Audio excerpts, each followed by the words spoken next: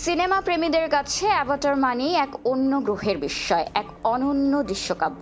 James ক্যামেরনের তৈরি সেই জাদুকরী জগতে আবারও ফেরার অপেক্ষায় বিশ্বজুড়ে কোটি কোটি ভক্ত। তবে এবার প্যান্ডোরার নীল দুনিয়ায় ডুব দিতে দর্শকদের ধৈর্য ধরতে হবে আরও কয়েক বছর। সম্প্রতি ওয়াল্ট ডিজনি কোম্পানি প্রকাশ করেছে তাদের নতুন রিলিজ সূচি, আর সেখানেই মিলছে বহুল প্রতীক্ষিত অ্যাভাটার 4 এর সম্ভাব্য দিনক্ষণ।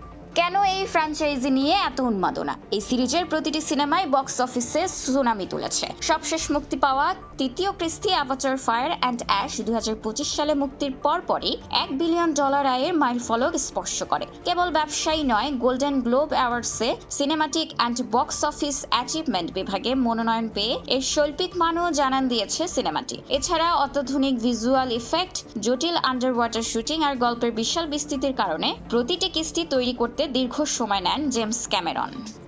মজার তথ্য হলো অ্যাভাটার 4 এর বেশ কিছু অংশের শুটিং নাকি অনেক আগেই সেরে ফেলেছেন পরিচালক। মূলত শিশু চরিত্রগুলোর বয়সের ধারাবাহিকতা বজায় রাখতেই এই আগাম প্রস্তুতি। তবে মূল প্রোডাকশন এবং পোস্ট প্রোডাকশনের বিশাল কর্মযজ্ঞ শেষ করতে প্রয়োজন আরও কয়েক বছর। সব মিলিয়ে 2029 সালের বড়দিন হবে আবারও প্যান্ডোরা জয় করার। আপাতত সেই নীল জগতের রহস্যময় হাতছানির অপেক্ষায় থাকতে হবে দর্শকদের। দেখা যাক এবার বক্স অফিসে কোন নতুন রেকর্ড গড়ে জেমস ক্যামেরনের এই মহাকাব্যিক সৃষ্টি। খোলা কাগজ, ঢাকা।